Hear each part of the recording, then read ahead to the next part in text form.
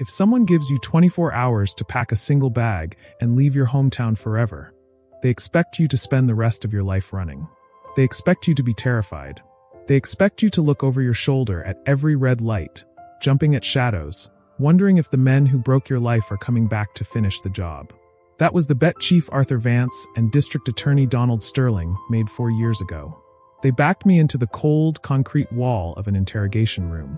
They shoved a one-way bus ticket into my chest. And they told me that my sister's fatal plunge into the jagged rocks of Blackwood Quarry was just a tragic, closed case.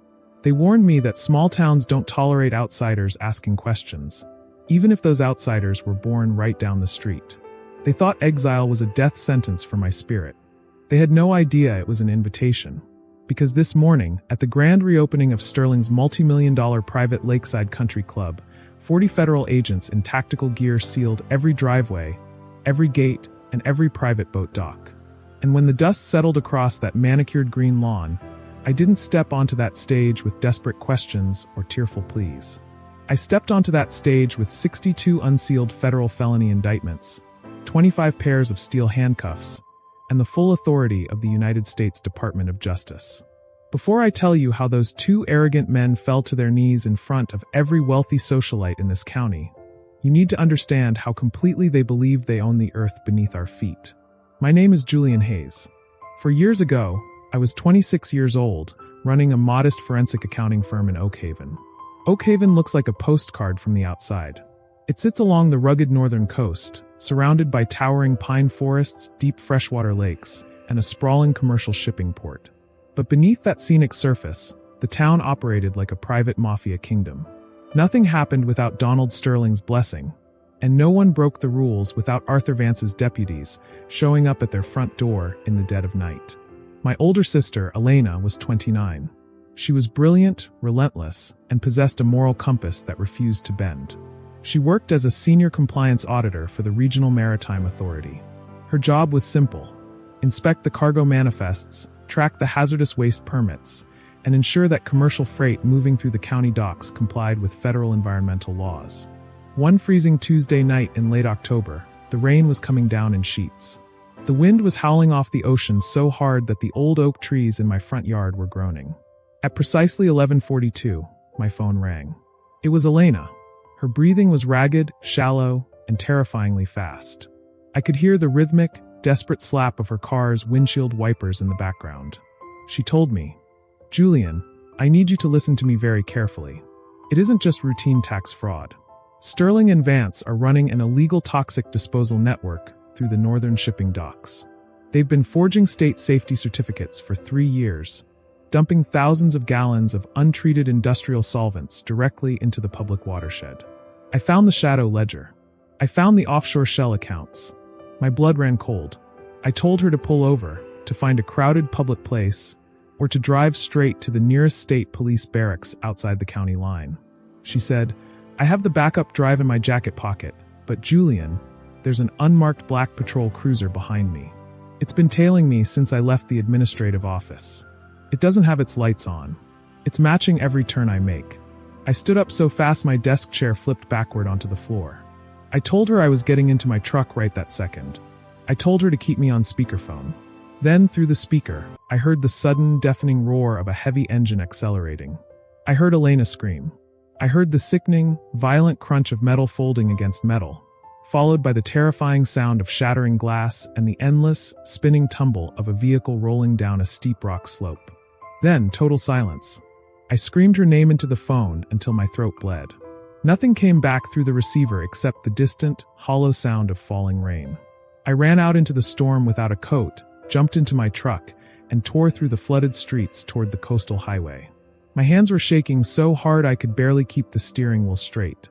2 miles north of town, near the abandoned entrance of Blackwood Quarry, the road was completely blocked. Flashing red and blue lights sliced through the dense fog. A heavy police barricade had already been established.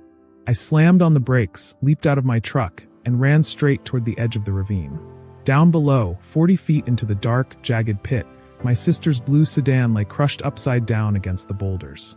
I tried to scramble down the muddy embankment, screaming her name into the darkness.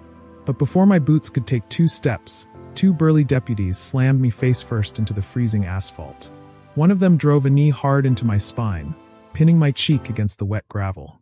Heavy boots walked slowly toward my face, stopping inches from my eyes.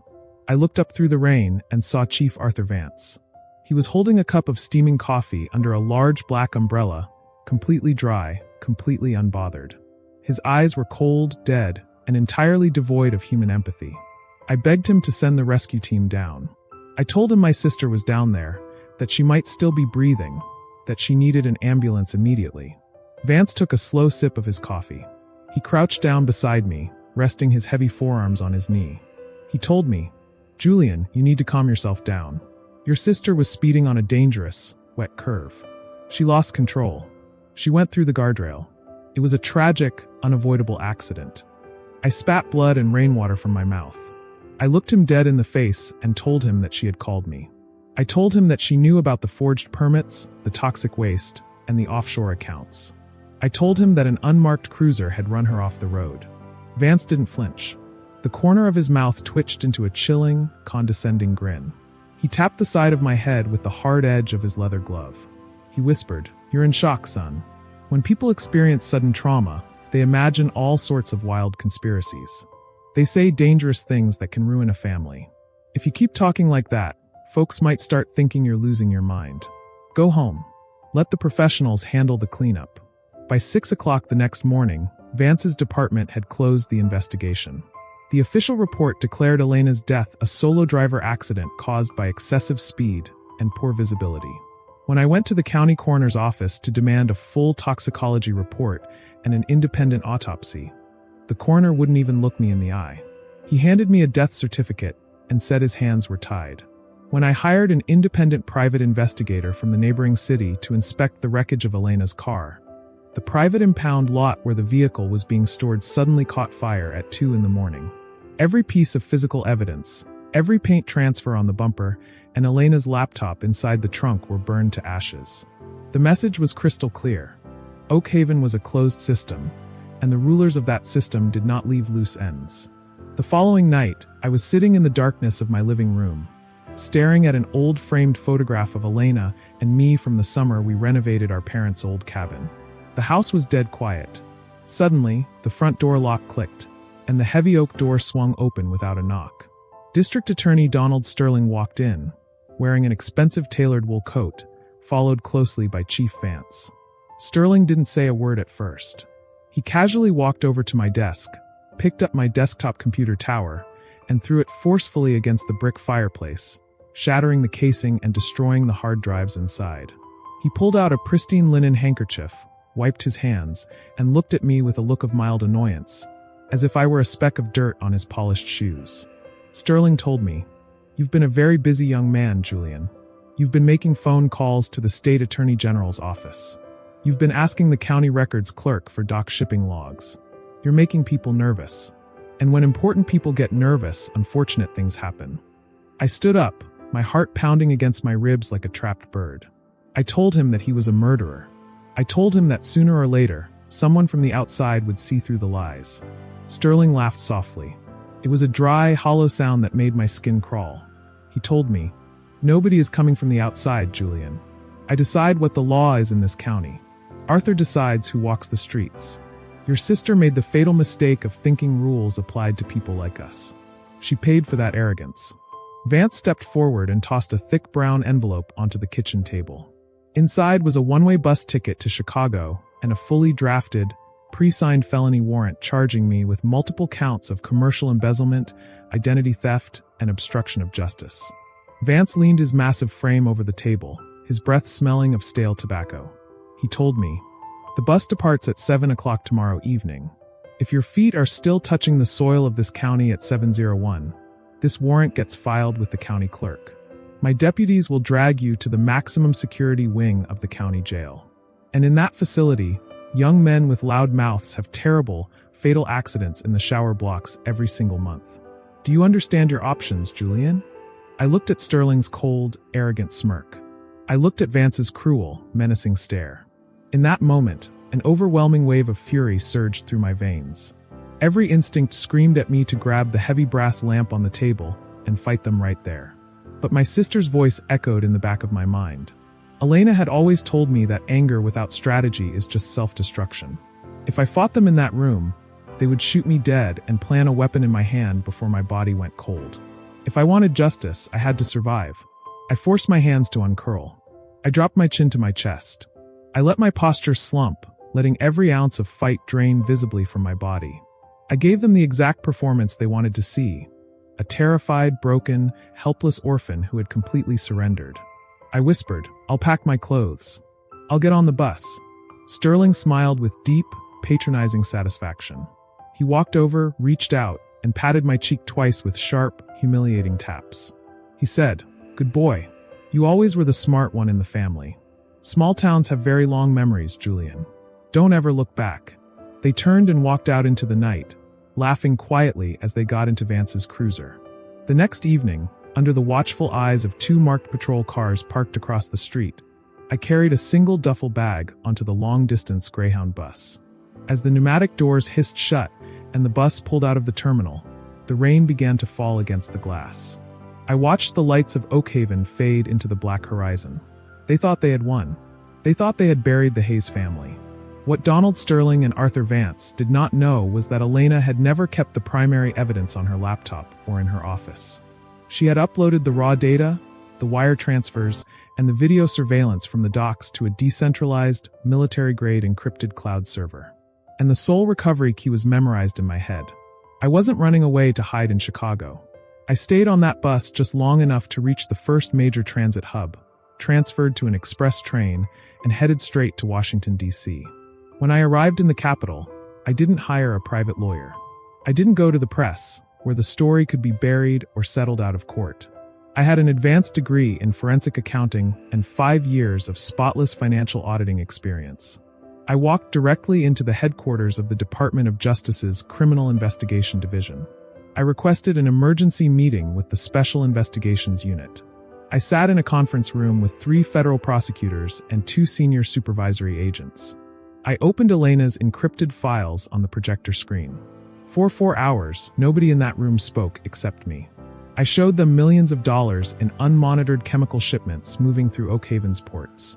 I showed them shell corporations registered in the Cayman Islands that tied directly back to Donald Sterling's personal bank accounts. I showed them wire transfers from industrial polluters directly funding Chief Arthur Vance's private real estate purchases. Elena hadn't just uncovered a local bribery scheme. She had uncovered a massive, multi-state, illegal hazardous waste conspiracy operating under the protection of a corrupt municipal government. The lead federal prosecutor looked across the table at me and took off his glasses.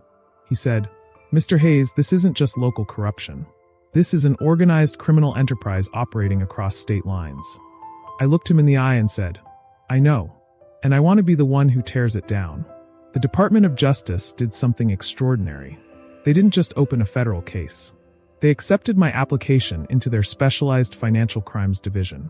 For the next 3.5 years, my entire existence was consumed by one single objective, Operation Timberfall. I worked 16-hour days in windowless federal offices. I studied federal criminal procedure, interstate commerce laws, and covert wiretap authorization protocols. Because of my intimate knowledge of Oakhaven's geography and corporate structure, I was appointed the lead forensic investigator on the federal task force. For 42 months, Donald Sterling and Arthur Vance lived in absolute paradise. They thought they were untouchable gods. They thought the dead girl and her runaway brother were ancient history. They had no idea that every time Sterling signed a fraudulent maritime bill of lading, a digital copy was transmitted directly to my federal server within 60 seconds. They had no idea that 2 young officers hired into Vance's department the following year were deep-cover federal agents wearing encrypted recording devices during weekly staff briefings. They had no idea that high-altitude federal surveillance aircraft were capturing thermal imaging of nighttime chemical dumping runs behind Blackwood Quarry. We didn't just build a case. We built an airtight, steel-reinforced cage around every corrupt official in that county. We documented 84 separate instances of felony wire fraud. We recorded dozens of private phone calls between Sterling and regional industrial executives discussing payoff amounts. And most importantly, through covert audio captured inside Vance's private office, we obtained a direct, unprompted confession from Vance himself. laughing about how he had instructed his lead sergeant to run Elena Hayes's car off the road 4 years earlier. By the summer of the 4th year, the grand jury had concluded its secret sessions. The judge signed 62 unsealed federal arrest warrants, encompassing charges of racketeering, federal bribery, interstate environmental devastation, grand jury intimidation, and conspiracy to commit premeditated murder. The time for waiting was over. On the morning of August 14th, the Oakhaven elite gathered at Donald Sterling's newly completed lakeside estate. It was a brilliant, cloudless morning. Over 200 guests, politicians, wealthy investors, business owners, and local socialites were gathered on the immaculate terrace overlooking the glistening water. Caterers were serving champagne. A classical quartet was playing by the pool. At 11 o'clock sharp, Donald Sterling walked up to the podium on the elevated stage, wearing a crisp white linen suit and carrying a crystal glass of wine. Standing right beside him in full ceremonial dress uniform was Chief Arthur Vance, wearing his gold badges and a broad, arrogant smile. Sterling tapped the microphone. The crowd quieted down. Sterling smiled warmly and announced, "Welcome, friends. Today is a celebration of Oakhaven's unbreakable strength. For years, our administration has protected this community from outside interference, maintaining order, tradition, and prosperity. Let today be a testament to what we can build when we keep our town safe from destructive elements." The audience burst into enthusiastic applause. At that exact second, the earth beneath their feet began to tremble with the deep, mechanical roar of heavy engines. Down the long, private gravel driveway, 8 tactical transport carriers and 6 unmarked black sport utility vehicles breached the main gates, cutting off every single vehicle exit. Simultaneously, 2 high-speed Coast Guard tactical patrol boats surged across the lake, docking aggressively along Sterling's private marina. The guests gasped. Champagne glasses were set down in confusion. Sterling stopped speaking, squinting through the morning sunlight with a look of sudden annoyance. Dozens of armed federal marshals and FBI tactical agents dressed in midnight black gear, tactical helmets, and carrying assault rifles poured out of the vehicles. They formed an immediate, impenetrable perimeter around the entire property. Chief Vance's smile vanished instantly. His face flushed bright crimson. He took 3 aggressive steps toward the edge of the stage, his hand instinctively dropping toward the service weapon on his hip. Vance roared, "What the hell is this? I am the chief of police of this municipality. Who authorized you to bring weapons onto private property?" A federal tactical commander stepped forward, raised a megaphone, and shouted, "Stand down, Vance. If your hand touches that holster, you will be taken down with lethal force. Step away from the weapon." The entire terrace went dead silent. You could hear the wind rustling through the pines and the soft lapping of the lake water against the docks. Then, the rear passenger door of the command vehicle clicked open. I stepped out onto the gravel driveway. I was wearing a sharp, charcoal federal suit, my official Gold Department of Justice Special Agent badge displayed prominently on my chest. In my hands, I held a thick leather binder containing the signed warrants. I walked slowly across the manicured green lawn. The armed federal agents parted cleanly to give me a path. 200 pairs of eyes watched me in stunned, terrified silence. As I approached the steps of the stage, Donald Sterling's face shifted from confusion to shock, and then to pure, paralyzing horror. The crystal wine glass in his hand slipped from his fingers, crashing into a dozen pieces on the polished wooden deck. Sterling's voice came out as a pathetic, high-pitched squeak. He stammered, "Julian? That's impossible. You're supposed to be in Chicago." Chief Vance stepped backward, his boots tripping over a decorative planter.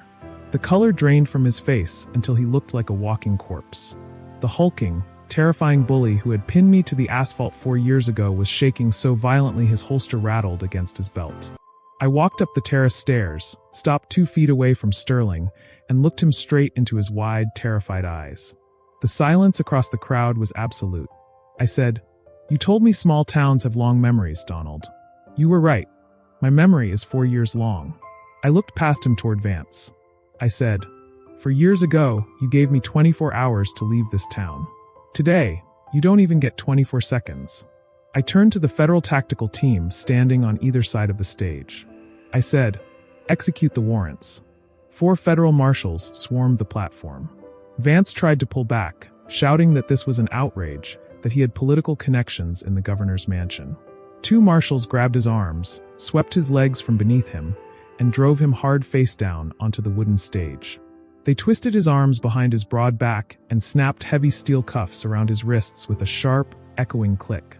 The man who had terrorized this county for 3 decades was pinned to the floor in front of every person he had ever bullied or bribed, his ceremonial uniform covered in dirt and spilled champagne.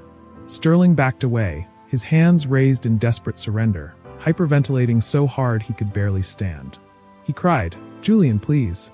Listen to me. We can resolve this quietly. I have offshore funds, millions of dollars. I can transfer everything to you. Elena's death was an accident. I swear to God it was an accident." I reached behind my back, unclipped my own set of Department of Justice handcuffs, and stepped directly into his space. I said, "Donald Sterling, you are under federal arrest for racketeering, grand jury tampering, interstate hazardous waste dumping, and conspiracy to commit premeditated murder. You have the right to remain silent. I strongly suggest you use it." I spun him around, wrenched his wrists together, and ratcheted the cold steel tight against his skin. As I marched Donald Sterling down the steps of his own private paradise, the crowd of wealthy patrons stood frozen, several of them recording the entire humiliation on their smartphones. Sterling was weeping openly, tears streaming down his face, begging for mercy from the people he had spent his life exploiting. Before they loaded Chief Vance into the back of the armored transport van, I signaled the marshals to pause for a single moment. Vance looked up from the metal floor of the van. His lip was split, his hair was disheveled, and the terrifying authority he once wielded had vanished entirely. All that was left was an old, broken coward facing the reality of his own actions. I leaned in close and looked him in the eyes. I whispered, "Elena sent me. Have a safe trip to federal prison, Arthur." I grabbed the heavy steel door of the van and slammed it shut with a resounding thud. 3 months later, facing overwhelming audio, video, and forensic financial evidence, Donald Sterling and Arthur Vance signed comprehensive plea agreements to avoid federal capital charges. Both men were sentenced to consecutive life terms without the possibility of parole at ADX Florence, the highest security federal penitentiary in the country. Every single property, yacht, bank account, and corrupt asset tied to their syndicate was seized by the federal government. The money was placed into a perpetual environmental cleanup fund dedicated to restoring the watershed they had poisoned. Last Sunday, I drove back to the Blackwood Quarry Overlook for the first time since that rainy night 4 years ago. The rain was gone. The morning sun was rising over the calm ocean water, painting the sky in deep shades of gold and amber. At the edge of the stone ridge, where my sister had taken her final breath, stood a newly dedicated granite memorial bench with Elena's name carved deeply into the stone. I sat on that bench, laid a bouquet of fresh white lilies on the polished rock, and listened to the gentle wind blowing through the pine trees. For 4 years, the men who ran this town believed that power belonged to whoever had the loudest voice, the heaviest badge, and the coldest heart. They were wrong. Real power doesn't come from fear or corruption. Real power belongs to the people who are willing to stand in the dark, endure the storm, and never stop fighting until the truth comes out into the light.